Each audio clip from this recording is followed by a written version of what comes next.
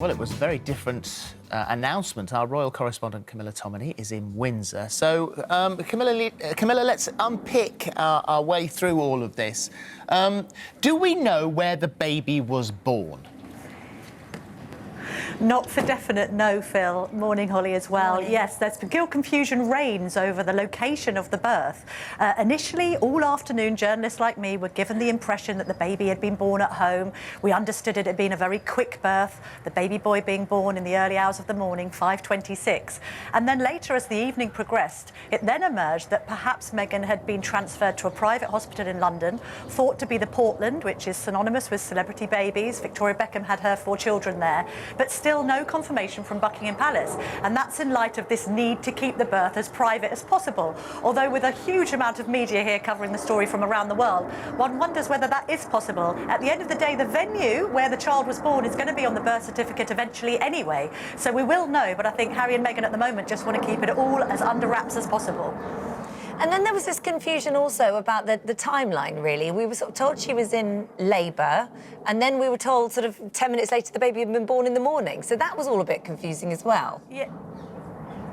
It is a bit confusing, isn't it? To first of all find out she's in labour and then find out she's actually had the baby already. There was a technical hitch, so Buckingham Palace had meant to send out the labour announcement to journalists like me and others at 1 p.m. to give us enough time to get down here to report the happy news.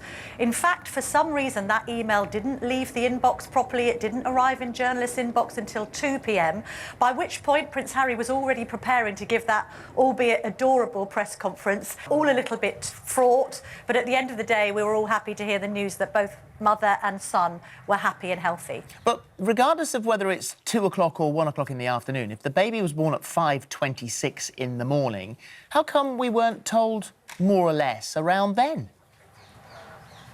Well, very good question, Phil. There was always going to be a news blackout, so we weren't going to hear if she had gone into labour after 10 p.m. and before 7 a.m. I asked the question of their spokespeople yesterday, well, once we had come through the 7 a.m. barrier, why not just release the news in the morning? Now, I'm theorising here, was it because they didn't want people descending on the hospital?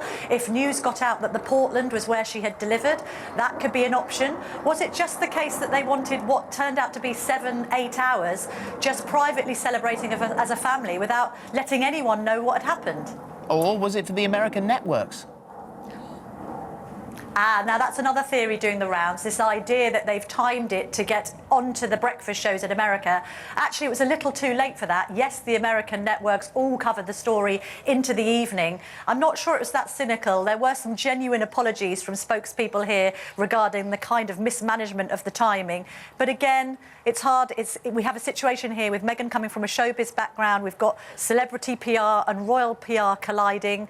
Sometimes that's led to issues. You know, we had a situation with Nicholas Witchell on the BBC drying during his News at 10 production simply because he probably wasn't armed with all the facts. There's been a lot of secrecy around this birth. Yeah. People might be scratching their heads because at the end of the day, it is a public event.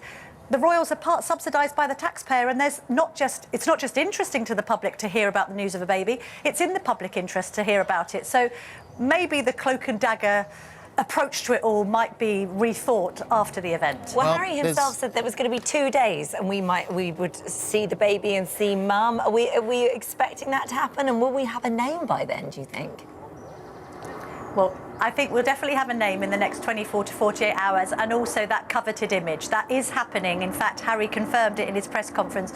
You're going to see the little baby. I think that's going to be happening in the grounds of Windsor Castle when the couple are ready. It's not going to be a massive photo shoot, so it's not going to be like the engagement where all of the cameramen and reporters are here watching. It's just going to be with the Press Association. So again, a very mini press conference, very intimate, very cosy, and then that image will in turn be released to all of the media and all of the broadcasters. So expect that to be on the front pages when it comes.